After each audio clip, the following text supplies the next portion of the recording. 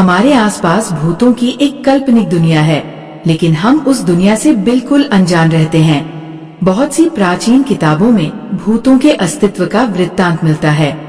भूत का बच्चा कहानी उन्हीं काल्पनिक घटनाओं से प्रेरित होकर लिखी गई है। एक छोटे से शहर में बिंदिया नाम की एक औरत रहती थी। वह शादीशुदा थी, लेकिन उसकी कोई औलाद नहीं थी। 3 बार उसका गर्भपात हो चुका था।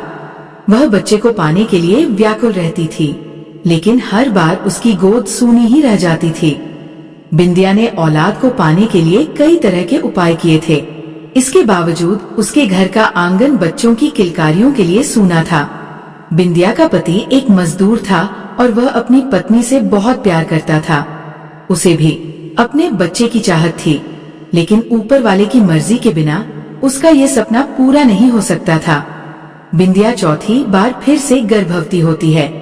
इस बार दोनों बड़ी उम्मीद से गर्भ के बच्चे का ख्याल रखते हैं। बिंदिया का पति उसके खाने पीने की बहुत सी चीजें लाकर रख देता है और कहता है कि इस बार तुम्हें अपने बच्चे को पूरा पोषण देना होगा, जिसके लिए तुम्हें मजबूती से खाना पीना होगा और अपना ध्यान भी रखना पड़ेगा। बिंदिया अपनी पति की बात सुनकर सर हिलाती है। दरअसल वो अंदर से टूट चुकी है। बच्चे को पाने की उसने अपनी सारी उम्मीदें खो दी है, लेकिन अपने पति के आत्मविश्वास को देखकर वह अपनी हिम्मत बढ़ाती है और तय करती है कि इस बार वह मां बनकर ही रहेगी। आधी रात होते ही बिंदिया के पेट में दर्द शुरू हो जाता है। अचानक बिंदिया के पति की नींद खुलती है और वह बिंदिया को अपनी गोद में लेटाकर हौसला देता है। लेकिन जब दर्द बर्दाश्त के बाहर होने लगता है तो वह अपनी पत्नी को अपनी पीठ में लाद कर अस्पताल के लिए भागता है। रास्ते में बिंदिया बेहोश हो जाती है।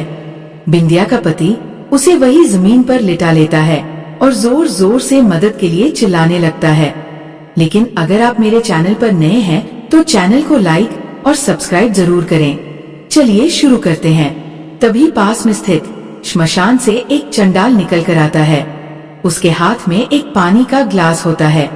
वह आते ही बिंदिया के चेहरे में पानी छिड़कता है। बिंदिया धीरे धीरे अपनी आंखें खोलती है। तभी बिंदिया की प्रसव पीड़ा बढ़ने लगती है।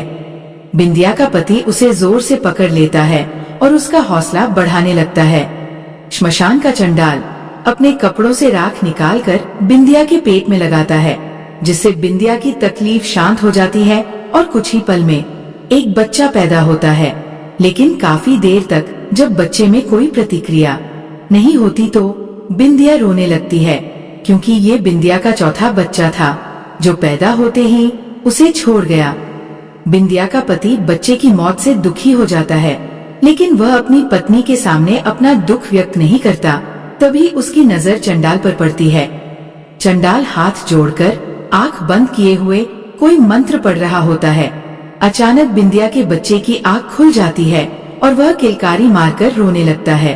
बच्चे की किलकारी सुनते ही बिंदिया और उसके पति अपने बच्चे को गले से लगाकर चूमने लगते हैं। कई सालों बाद उन्हें संतान का सुख प्राप्त हुआ था। दोनों श्मशान के चंडाल को धन्यवाद देते हैं और उसके चरणों में गिरकर उसका अभिवादन करते हैं।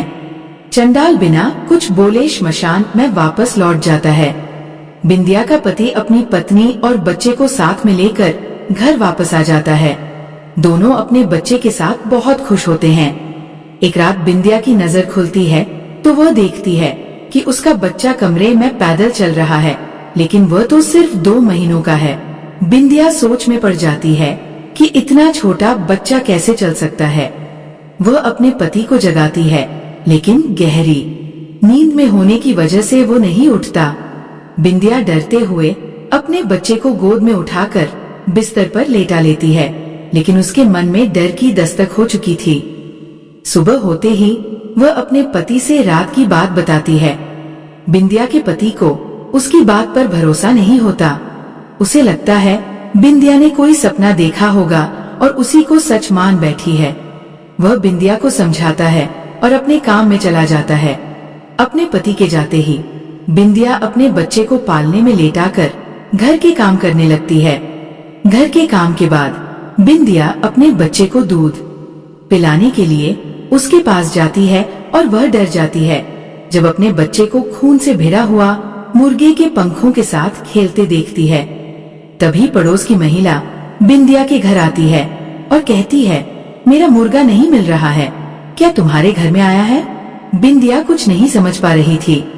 उसका दिल मानने को तैयार नहीं था कि इतने छोटे से बच्चे में इतना बड़ा मुर्गा खा लिया था। वह अपनी पड़ोसन से झूठ कह देती है कि मैंने नहीं देखा है। शाम को जब बिंदिया का पति घर आता है तो बिंदिया बहुत घबराई होती है और कमरे के कोने में शांत बैठी होती है। वो आते ही बिंदिया से कहता है, क्या हुआ, तुम ऐसे क्यों बैठी हो? तभी वह अपने पति के गले लगकर रोने लगती है और कहती है, ये कोई साधारण बच्चा नहीं, क्योंकि आज इसने पूरा जिंदा मुर्गा ही खा लिया। बिंदिया का पति ये बात सुनते ही हक्का बक्का रह जाता है। वह जल्दी से उसी श्मशान की तरफ भागता है जहाँ ये बच्चा पैदा हुआ था। वहाँ पहुँचते ही उसे वही चंडाल फिर से दिखाई देता है। उनके पास पहुँचते ही वह कहने लगता है, बाबा वो बच्चा तो असाधारण है, क्या उसे कोई भूत बाधा आई है? लेकिन चंडाल को सब कुछ पहले से ही पता था। वह कहता है, तुम्हारा बच्चा तो पैदा होते ही मर गया था, लेकिन तुम लोगों के दुखों को देखते हुए मैंने एक प्रेतात्मा को तुम्हारे मृत बच्चे के शरीर में प्रवेश करवा दिया था, जिसकी वजह से वो जिंदा है। लेकिन वह एक अमावस्या तक ही प्रेतात्मा उस बच्चे के शरीर में रह सकती है और उसके बाद तुम्हारे बच्चे की सांसें बंद हो जाएंगी। चंडाल की बात सुनकर वह उनसे इस समस्या के समाधान पूछता है। चंडाल बताता है कि यह तो तुम्हारे कष्टों की शुरुआत है। अगर वो बच्चा तुम्हारे घर में रहा तो हर दिन तुम्हारे घर में मौत का तांडव होगा, क्योंकि ये भूत का बच्चा है। लेकिन यदि बच्चे की माँ श्मशान में सारी रात उस बच्चे के साथ भूतिया साधना करें तो तुम लोगों की जान बच सकती है। बिंदिया का पति अपने घर पहुंचकर अपनी पत्नी को सारी बात समझा देता है, लेकिन वह अपने बच्चे से जुदा नहीं होना चाहती। वह कहती है, जब तक मेरा बच्चा मेरे साथ है मैं उसे जानबूझकर अपने से अलग नहीं कर सकती, भले ये मेरी जान ही क्यों न ले ले। बिंदिया के पति को अंदाजा था कि उन्होंने बहुत बड़ी आफत पाल ली है। वह मन में तय करता है कि जब बिंदिया सो जाएगी तो वह उसके बच्चे को उससे अलग कर देगा। बिंदिया का पति रात होने का इंतजार करने लगता है। जैसे ही बिंदिया सो जाती है वह बच्चे को लेकर श्मशान पहुंच जाता है और चंडाल के पास जाकर कहता है, बाबा ये आफत आप ही संभालो, बस हमें बचा लो। चंडाल बच्चे को देखते ही उसे डांटते हुए कहता है, तुमने अपने साथ साथ मेरी मौत का भी इंतजाम कर लिया, जो इसे इसकी माँ के बिना ले आए। चंडाल के इतना बोलते ही बच्चे की आंखें लाल हो जाती है और वह जमीन पर खड़ा हो जाता है। चंडाल बच्चे के सम्मोहन में वशीभूत हो जाता है और वही श्मशान में बने हुए एक गड्ढे में गिरकर बेहोश हो जाता है। बिंदिया का पति चंडाल की दुर्दशा देखकर डर जाता है और वहां से भागने लगता है, लेकिन एक अदृश्य ताकत उसे पैरों से पकड़कर कई बार जमीन पर पटकती है, जिससे वह लहूलुहान हो जाता है और बच्चा उसे उसी गड्ढे में डाल देता है जिसमें चंडाल पहले से पड़ा हुआ है। दोनों के गड्ढे में जाते ही श्मशान में जोरदार हवाएं चलने लगती है और मिट्टी उड़कर उसी गड्ढे में जाने लगती है और देखते ही देखते दोनों जिंदा ही दफन हो जाते हैं। यहाँ दूसरी तरफ जैसे ही बिंदिया की नींद खुलती है, उसका बच्चा उसके बगल में लेटे हुए मुस्कुरा रहा होता है, लेकिन बिंदिया के पति का कुछ पता नहीं चलता हुआ है। वह रात भर अपने पति का इंतजार करती रहती है और इसी के साथ कहानी का पहला भाग समाप्त हो जाता है।